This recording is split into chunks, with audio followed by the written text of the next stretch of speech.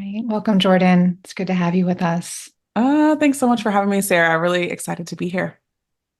And as I shared with you when I invited you to this conversation, I learned about you sometime last year via a podcast that I listened to. Hmm. And you were doing something different at that time than you're doing now. You were doing work on collaborations in particular, and I made a note of it because I was really interested in just strengthening my networking, strengthening my collaborations this year.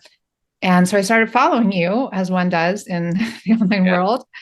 And I was following your journey and keeping track of what you were doing. And last fall, your messaging started to shift. Hmm. And I'm wondering if you can take us back to when that shift started happening for you and what was going on in your life at that time. Yeah. Last fall, I had my first in-person conference. So I was hosting about 150 people in person and 150 people virtually. So it was a hybrid event of about 300 total. And it was here in Dallas where I live. And I was so excited. There was like a lot of momentum happening. Um, and there was a lot going on personally for me. And that included, so the week of my conference, my grandmother went into hospice that Monday.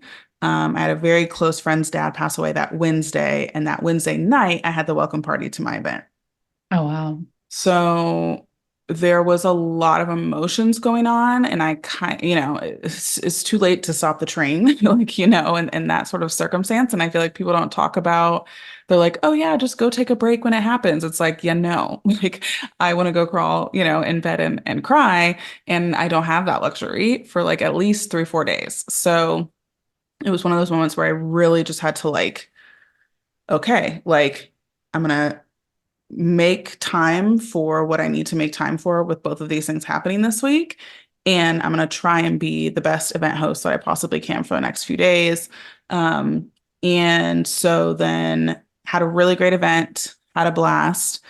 And then afterwards, it kind of continued to, I had a couple more people pass away. My like second mom from elementary school passed away. Like there was a lot of people that were passing away in and around my event. And I think anybody who's had people close to them um, pass away, you really start to reevaluate your life in a lot of different ways. And so I pretty much took a month off of social media and like a month off of business, really, because I just like couldn't. And so that was all of my October. And then kind of in November, it almost was like I want a fresh start, not in the sense of like totally reinventing myself, but everything that I had sold up to that point felt like a very like pre-conference Jordan-esque, and I felt very, very changed by a lot of those events in my life. And so I said, okay, if I am changed, but I'm also like wearing, it's almost like, when you have clothes that like you thought were cute and like they were cute at the time, but now you put them on, you're like, I don't really like these anymore. Like that's how my offers felt. Not that the things I taught in them were wrong or bad, or didn't work anymore. It just felt like they didn't fit. So in November, I actually closed down all of my offers. I actually sold the collab membership that I spoke to that particular podcast interviewer about. So I sold that. I literally did a closeout sale on all of my top offers. People probably were like, what is going on? Like, just because I put a lot of effort and energy and time and money into a lot of those offers, and they sold well and nothing was wrong with them. They just didn't fit me anymore with where I was mentally, with where I was energetically. And so I had to make that cut off in the fall of last year. And so I'm still coming out of a lot of that stuff, still figuring it out. But I did what a lot of people are scared to do or don't have the courage to do, and I'm really proud of myself for that. And know that whenever you close one door, others open. And so that's kind of what's been happening now and unfolding. But that was really why there was such a big shift back in the fall of last year, was just a lot on the personal side of things, even some stuff. I'm very open about. My husband had a biological son before getting married to me. We have to do a lot when it comes to custody battles. We do have full-time custody of my bonus son, but it's always an ongoing journey. And so that also, there was a lot going on there as well during that conference. So it just was a difficult concoction of things. Yeah, it's like the term that I'm not the one that coined this by any means, but that I use when all those things kind of converge together. It's a perfect storm. Yes, It's a perfect exactly. storm. Yeah. So there's a number of things in there that I want to break down more. Yeah. And I relate to a lot of pieces of your story. And I also experienced a major heartbreak in the midst of teaching a Mm, week-long retreat yeah, with over 20 women that had flown in from all over the world. It was a very totally. intimate, intensive, and it was on this like the second day that this happened, and I still had several more days to teach. And people often ask me, "How did you do it? How did you keep showing up?" And so, Jordan, what did you do? Like, what are there specific things that supported you amidst these losses that you experienced just days before? Yeah. What helped you to show up and lead all these people, hundreds of people? Totally. Yeah. For me, I am a Christian, so prayer is a big thing for me. I really a lot of times can't rely on my own strength a lot of times. So it was a lot of prayer during that time. I love and adore my husband. We have been married for 3 years, been together 5, and he also is a very understanding partner. And I'm very grateful for that. And I think too that I've seen and been witness to a lot of people do a very similar courageous act like that. Like, for example, my dad, he was a football coach for many, many years and was very much in the public eye and was a very different childhood than probably a lot of people. And there was a time where there was a coaching staff change, and my dad was there for a year, and then he decided to literally leave that team and not have something lined up afterwards, which is like pretty unheard of. Usually you want to wait until you have something, lined up before you leave. But he took that leap of faith based on just, again, it wasn't a good fit for him.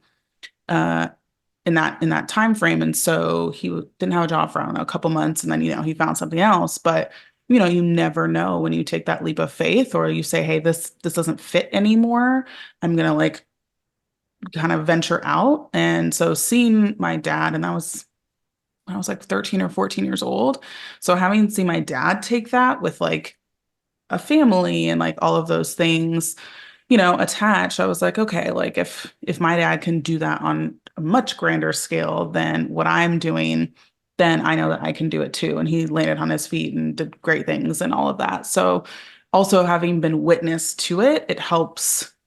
It's still scary, but it still helps you to know and have seen somebody already go through where they either like burn it all down or leave or whatever the case is, and then come out on the other side. So kind of a combination of those things to where I was like, okay, like this is very short term. I will make the time to properly grieve, to give myself the space. And like I can do anything for 3 or 4 days. So again, it was a little bit of living in an alternate universe for me because it felt like there was stuff in the back of my mind I wanted to think about. But like I also knew that again, like I wanted this to be a great experience for everyone. And so maybe I feel like I did a pretty good job of still being very available and all that stuff. But if I needed a minute, like I would go and take a minute. So it's giving yourself that grace. And I think in the online space, it makes me really sad because I see a lot of people not giving a ton of grace for people, um, and assuming the worst and making judgments about things instead of asking questions. So You mean I, when someone's going through a hard time or yeah, like when someone's going through a hard time, they're usually like, oh, like they're trying to either take advantage of me or pull the wool over my eyes or manipulate me or like whatever the case is. And even while it's like I am a pretty open book, but when the wound felt very like open, it just was like, I'm not like, I can't even talk about this right now. And so, making sure that I'm saying like, hey, yeah, I'm just like going through some things and whatever else, like, and people having the benefit of the doubt that like that's not me just trying to get over on them or whatever the case is. And I didn't really have that per se, but I see it more kind of online and socially than necessarily what I've experienced. And so I feel like my community is very gracious and I'm super grateful for that. I'm very open about the fact that I have chronic illnesses. So there's ebbs and flows to just how my energy work. So they're used to hearing from me like, I'm high energy and then like, hey y'all, I'm gonna take a step back. Like be back in a little bit. So I think that that helps with my community specifically having a bit more grace than maybe a lot of others. right? Just being transparent about it. And it's also a way of educating people. I mean, Yeah. that's one of my intentions with this series and with my book. It's there can be so much taboo around Hmm. failures or setbacks or challenges Hmm. at whatever degree something that someone's going through. We Yep. can be so success oriented, and Hmm. we hear the success stories, but we don't hear the failures and the setbacks and the challenges that Yeah. were inevitably part of that process. Yeah. We see people's like, chapter 18s and we'd like skipped over all the middle chapters and we think that it just happened like that, right? There were a lot of hard decisions, there were a lot of hurdles, there were a lot of all those things along the way. And it's not to say that you'll have the same hardships and difficulties, but you'll have some sort of hardships and difficulties. That's just life. Yeah. And I love how you bring in prayer because that's also what supports me during hard times and what supported me in that particular live event I was talking about. And Hmm. I also don't think that's something that we talk enough about because even just talking about religion can be taboo. And I was raised Catholic, but I don't consider myself religious now, but I Yeah. still have a strong connection Yeah. with prayer. And just to remind us all that I think is really the most powerful tool that we can draw upon. It's Yeah. calling on some force that's Yeah. higher than we are. Absolutely. And Yeah. how great that you had that role model of your dad. Hmm. You saw someone very close to you do this, and it obviously imprinted in you. Okay, if he can do that, I can do that too. Hmm. And not a lot of us have seen, because even something too um that's interesting about how I grew up is my parents never fought in front of us. Like I've never ever, I didn't even see nitpicky. I didn't even see like nagging. And so it created this very like Cinderella-esque view of relationships of if when I was dating somebody, we disagreed, I was like, oh, well, we're not supposed to be together then because like I didn't see that. And my parents have had a successful marriage for I don't even know at this point, 30 some years. And my grandparents have been married for 72 years, still living like wild. So I've had really great role models in that sense. And so I had to, when it came to overcoming that kind of like Cinderella-esque type relationship, I then in my own family now, like, again, my husband and I will have disagreements, and maybe Colin is in the room, who's my bonus son. And what's important to me is that even if he sees his dad and I disagree on something, I also want him to see the other side of it where we're either apologizing to each other or we're saying, hey, we love each other or whatever the case is, because I want to see him see the like closed loop. You know what I'm saying? Like I Yeah, want there to be a recognition of you are going to disagree. That's just relationships in general. And my parents had all of the best intentions of that. So again, it's not necessarily something that, I blame them for, but it was something that I recognized, okay, there's a way to show like reconciliation or compromise or things like that, where again, a lot of kids saw their parents argue a lot and then never saw the reconciliation. And that was where I was like, okay, I want to, and again, my husband and I don't really fight like that anyway. We're much more like disagreeers. And so I wanted that loop to be closed and for calling to see us be safe and still love each other afterwards and like be all good because that's where I see too when there's disagreements and stuff, like how people are affected because they just see the disagreement and they don't see the resolution. And so again, even with, me still coming out of all of this, my community is um, very supportive and very much like, cheering me on and recognizing that again, I'm going to respond a little bit slower to things potentially, or, I have the autoresponders on my inbox or different things. And so I know that, as I'm continuing to come back in a more full capacity, that like they're still going to be there cheering me on versus me, you know, um, either having just like totally disengaged, um, which is still okay because there are people who need to do that. But for me, I have still wanted to maintain and still enjoy business. And so for me, I am working less hours, but I'm really only doing the things that really light me up or that um, are contributing to less stress for me. So I don't know if you have Aura rings, Yeah, I but do. Yeah. oh my gosh, yes, part of the Aura ring family. But I love my Aura ring because I'll look at like the days that I'm stressed. It's like, okay, well, what was I doing that day at that time? Like what was going on? And so then I've really tailored my schedule based on that. And so that's helped bring my stress levels way down and really allowed me to have a schedule that aligns with where I'm at in this season because everything is a season. I don't think that I'm gonna be feeling the way that I'm feeling forever and ever more. I know that there will be a comeback season, a homecoming, if you will. But I am also good with right now having that slower speed to how I'm operating. And, some days I get frustrated at myself because I'm like, I used to, pump stuff out much faster, but giving myself that grace is part of the process too. And you mentioned the Jordan pre that event last fall and then post event. And pre-event, you were running a big operation. You had a lot It of, was.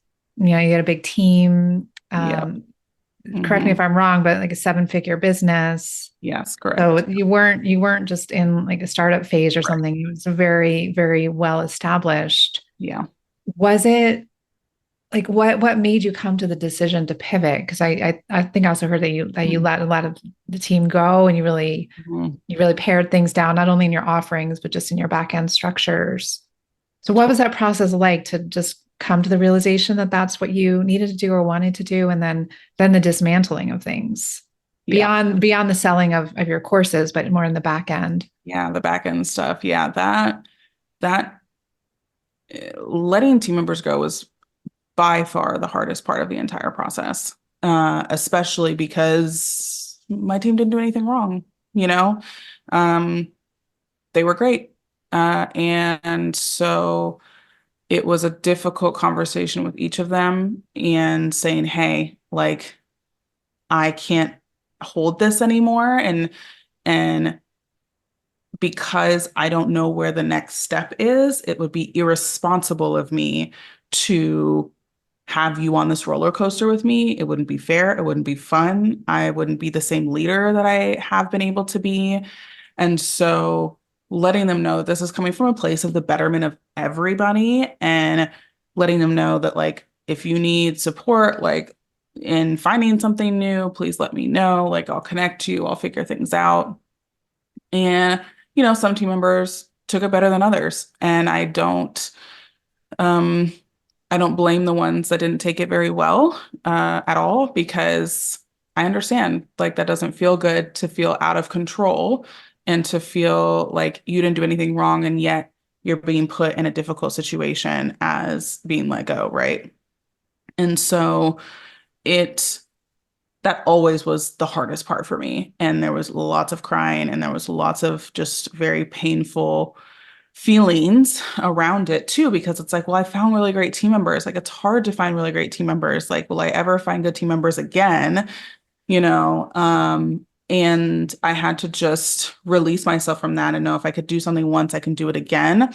I still maintain good relationships with a lot of them. A lot of them have gone on to work for really amazing companies like Brett Seva, Amy Porterfield.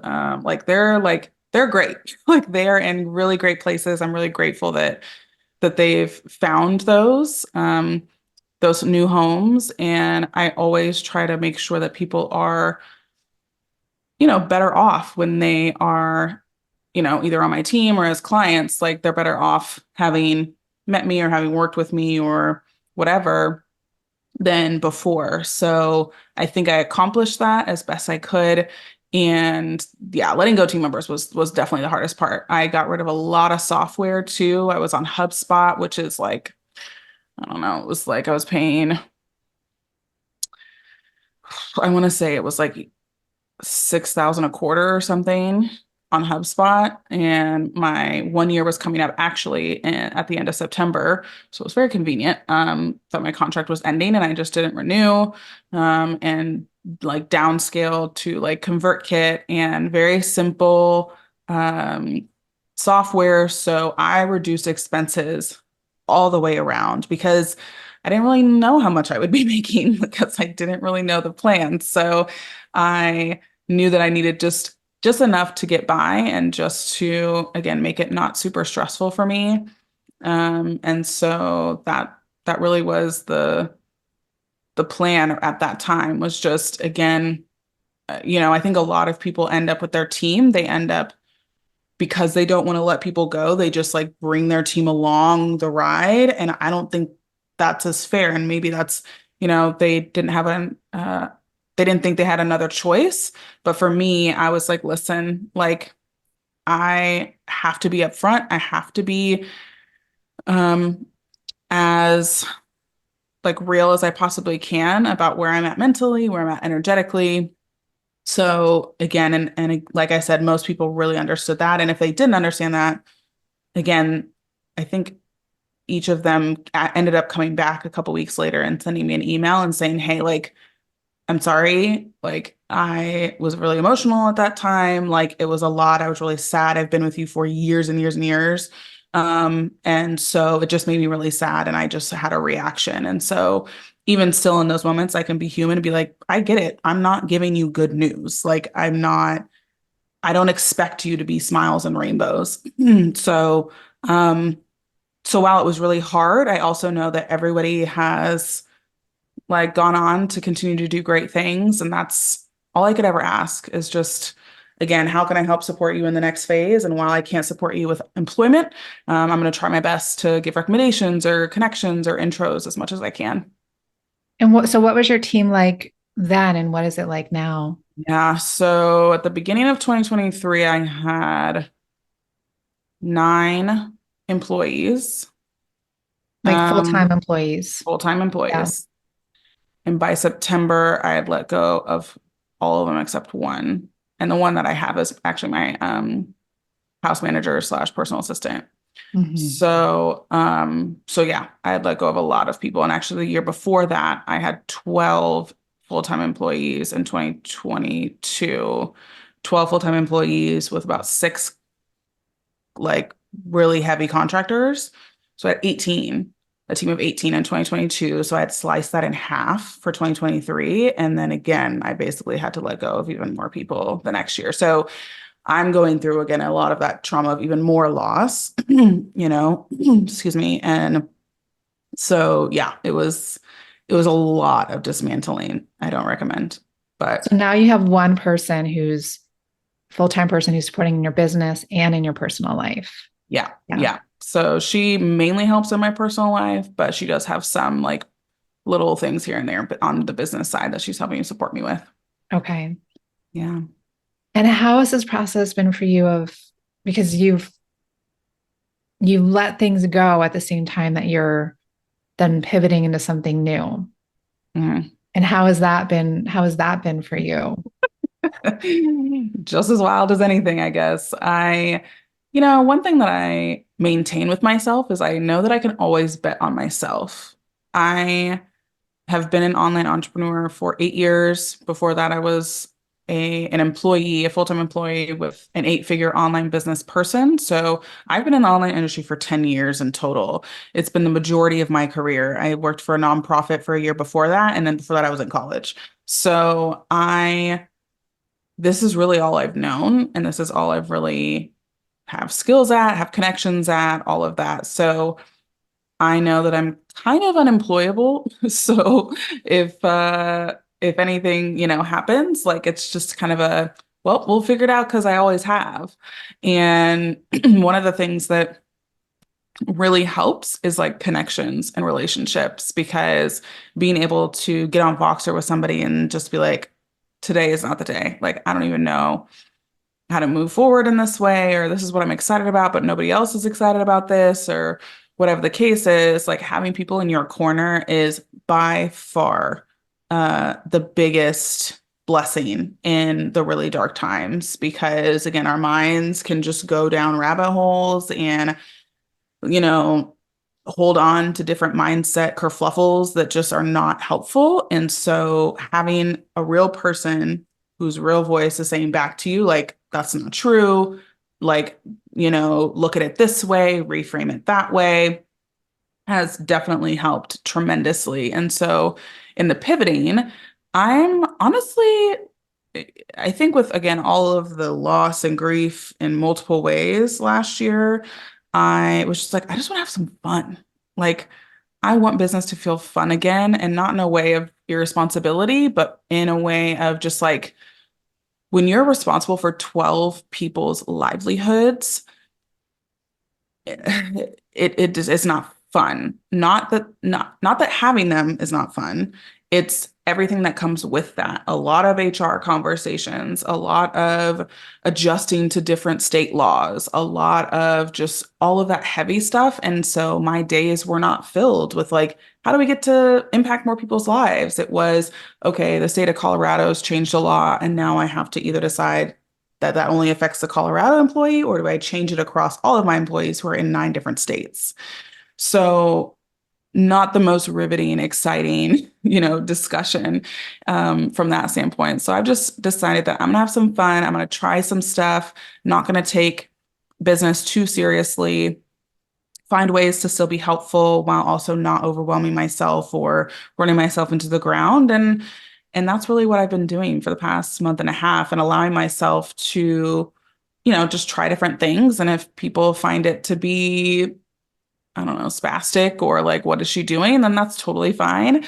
But I'm having fun and I'm enjoying it. So I've actually gotten a lot of compliments about how refreshing my energy is and how like they're enjoying the journey of resiliency through like, a lot of the stuff that happened last year that now I'm like, okay, like, I'm stepping into a new era, I guess, as they say, but really having less concern about how others are perceiving me is definitely a big part of it too, because I think there's just a lot of judgment in the online space. And I find like if this person is like enjoying their life and enjoying their business, like freaking great. Like I want to see more of that versus all of these conversations around like, oh, like, well, if she closed down all of her, courses in November, that must mean that none of them are selling. No, that's not the case. Okay. Like I'm very open about why I closed a lot of them down.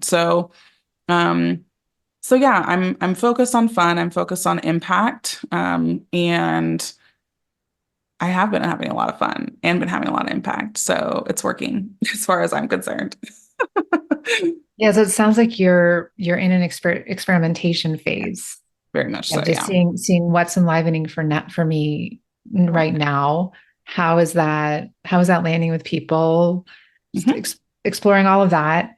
Yeah. And as you're in that exploration phase, do you have even just a hazy vision or more of a broad vision of what you want to be building next? I mean, you're in the stages of doing that, but like, do you Yeah. want to build up a big team again? Do you want to do something different now? Or do you not know? Yeah, I know that don't want to build a big team right now. I don't think it will be off the table forever, but just again, knowing the heaviness of responsibility for people's livelihood is really heavy on me. And while I'm really present for my husband and my bonus son and myself and other family members right now, like that's enough, like of a responsibility for me. And so I know no big team. I love being innovative. I love doing things that may surprise people or intrigue people or they haven't seen before. And the thing with innovation is it's not about like coming up with a brand new, like, just shifting the entire world off its axis. It is like taking something that like is kind of working and making it like really work. And so I have found a lot of fun in that. And again, it's a skill set that I've always had, but I haven't been able to showcase very much because, again, I had responsibility. I was selling this one thing and I had to focus there. And so I don't have a big vision. And I know that big vision, like the big vision will come in the action, which I think a lot of people think, oh no, I have to wait for the vision to come in order to take action. And I'm very much the opposite. I'm like, let me take some action, try a few different outfits on and see what works. And then when something feels really good, like, I'm a go all in kind of person. I actually have are you a strength finders person? Are you familiar with strength Yeah. finders? Yeah. Mhm. So my fourth strength is focus. So I'm actually very good at focusing on stuff. And so I know that like when I'm hit with what feels really good, I'm ready to go all in. That's not going to be a hindrance for me at all. So I know that right now I'm like playing in this realm of how can I create software that doesn't require a lot of support, like customer support. That's kind of a challenge that I have for myself right now. And it's really fun to play around and have my developers like figure those things out because I think while courses and programs and all that stuff isn't going away by any means, like I want to create things that like can take stuff off people's plate, literally. So through a tool or software. And so that's kind of where I'm playing a lot behind the scenes and I'm starting to kind of poke my head out publicly about some of the tools I'm working on, uh, which feels very aligned. Obviously, I'm System Saved Me, so it would be a very natural way and direction for me to go. And so that's a little bit of a vision, but it's not like a big vision yet. I don't Yeah. know. Yeah, I can relate to that. I mean, in my book about heartbreak, I share the story about how I closed down my business in Mhm. 2019 and actually stepped away from it for a couple of years and Amazing. got a job, even though I Yeah. I still feel like I'm unemployable, but I managed to get a Yeah. job during that time that actually was a really interesting job. And I started rebuilding and I did a similar thing. It was like I have a sense of what I want to do, but I don't what I did before isn't who I am anymore. Yeah. And I had that same feeling of, but my metaphor was it's my old business was a shoe that didn't fit anymore. It's like this isn't me. None of this website, this branding, these courses, the social media, none of this is me.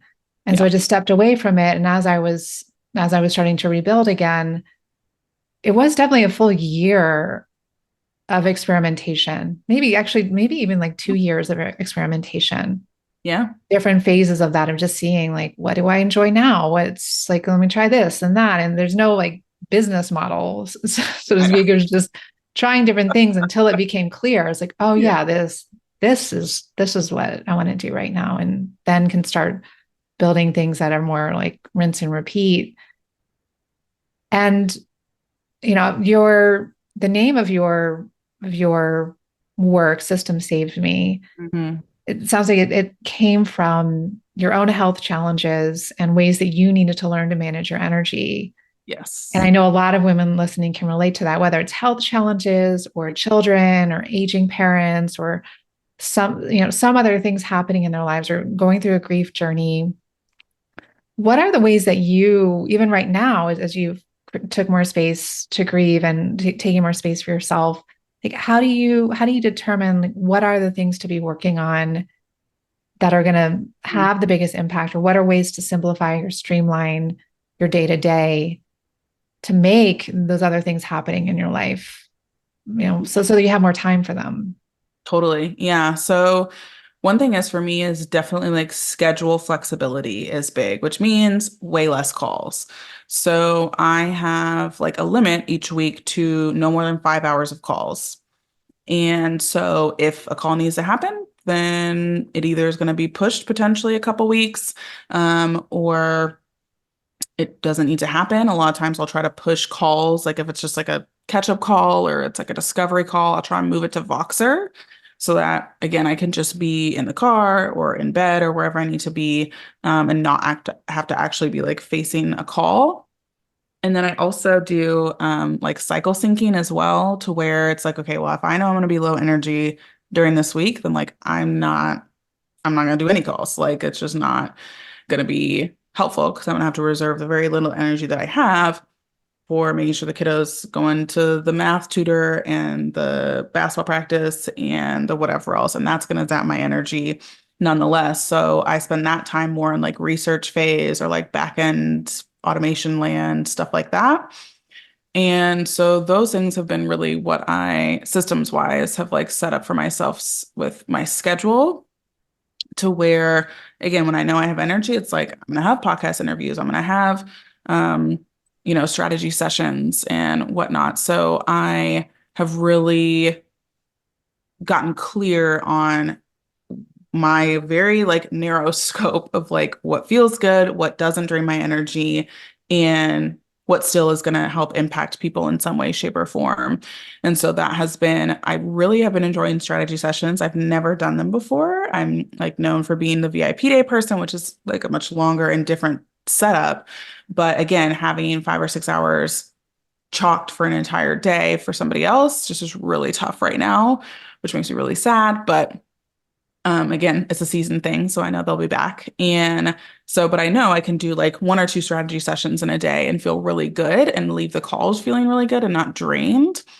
So, like strategy sessions feel good. Doing like very automated, very, I don't even want to say simple, but almost like straightforward offers. Like they aren't super like fluffy.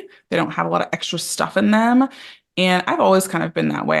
I like to sell stuff that's like this is what you get and like here's three like helpful bonuses that go with it, versus like those really mega offers that are just like we're just going to give you everything. Like I'm not good with that.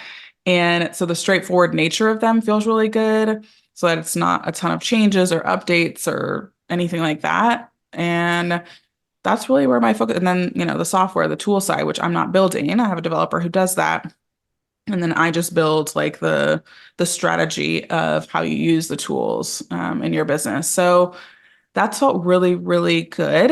And coming out of that, in Q1 of this year, I'm having to limit myself to no travel. I'm kind of going off of that a little bit next month because I'm going to go to South by Southwest to meet with some brands for brand partnerships. But I wanted to commit to like getting my health back on track and getting my sleep back on track and some different things this quarter, as to where when I'm around a bunch of people, when my immune system is down, like I get sick very easily. And so being in crowds and groups and stuff like just isn't beneficial to me. So that was another kind of rule that I had to set for myself this quarter, to where again I'm doing much better health wise, which is very exciting. And so yeah, those are kind of the systems things that I've put in place, both scheduling wise, but also like what offers I am putting out there that align with just energetically how I'm able to show up.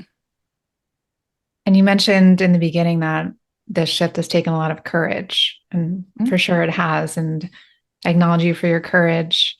Mm-hmm. And have there been times when you felt fear around this? And if so, how have you worked with that fear?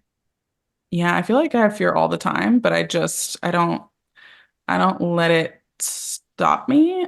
And it may be like, oh, well, if it was real fear, it would stop you. But I think I've been in business 8 years, and I just, there's not a whole lot that scares me per se in business because, I've had people who hate me, or I've had people who, um, are not necessarily my biggest fans. Like the stuff that people get really like, oh my gosh, I want everyone to like me. Like I've had people not like me. And I'm still here and I'm surviving and like it's fine. There's some people I don't like, so how could I possibly hold people to a different standard of everyone's gonna like me when a lot of us don't like other people. So and not because they're bad people, just it just is not a fit for us, right? So I think that through it all, again, I'm still standing, and that's proof enough for me to not be scared. And again, having community, having people in your corner when it does get dark and when it does feel like, oh my gosh, this feels really scary. Um, I think too that it's like, oh, okay, like it's actually in the grand scheme of things, like when I had to do a lot of layoffs in 2022, that was very scary for me. That was extremely scary. That was based on our sales being down in 2022. So I was like, okay, like this sucks. And, what are people going to think if they know my sales are down? Or like, what's the gossip mill going to do? And honestly, nothing happened. So there's that. But secondly, it's like, you see Verizon letting go of people, Google, Facebook, Microsoft, like this is a part of business. When things ebb and flow, it's unfortunately smart business. If you cannot sustain at the level you were at, there have to be adjustments made, on a variety of parts. So I was in a peer mastermind at that time that of seven-figure and even eight-figure business owners, and they were like, "Oh yeah, like I've had to do that. Like it'll be fine in a month." And I'm like, "What do you mean it's gonna be fine in a month of bawling every day?" And they're like, "Yeah, like that happens. Like your business is going to ebb and flow."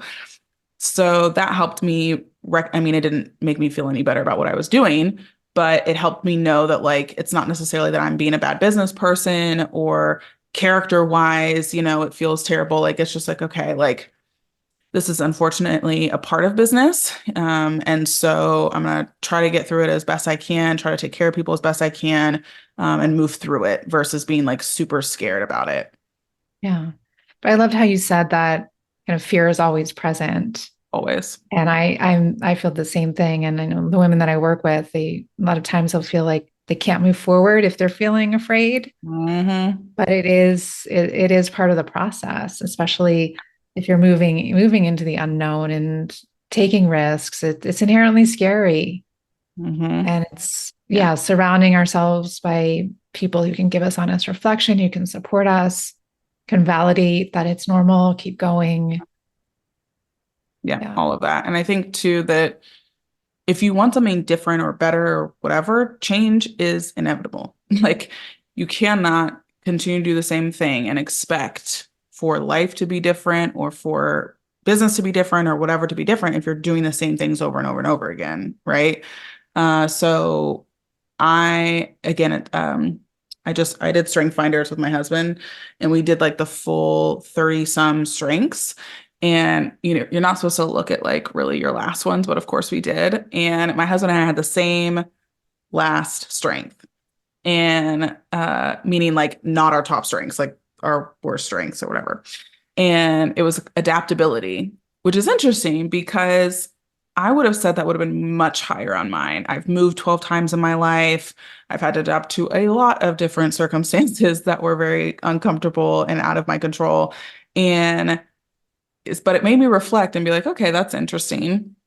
But even in the midst of, not um in the strengths finder anyway, them saying that I'm not as adaptable, it's really just that I like to know what to expect. I don't like surprises, right? So when it comes to systems, it's like the system runs every time, the same time, all the time, right?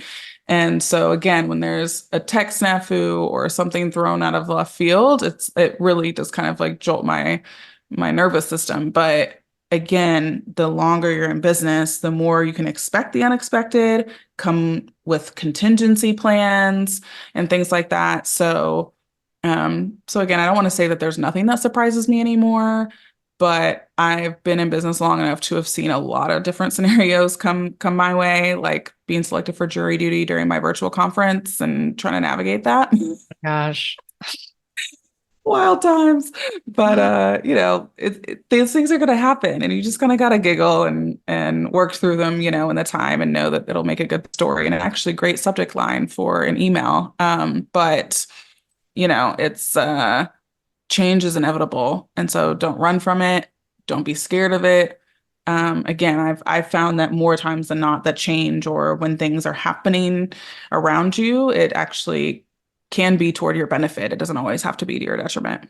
Mhm. And if a woman is listening right now and she's going through a change, she's going through grief or a health challenge or something else happening in her business or her personal life, are there any words that you would just speak directly to her right now? Yeah. Definitely, I'm wearing a shirt if you're listening to this. I'm wearing a shirt that says rest is my resistance. I have a pillow that says rest on it behind me. I am a fierce advocate of rest.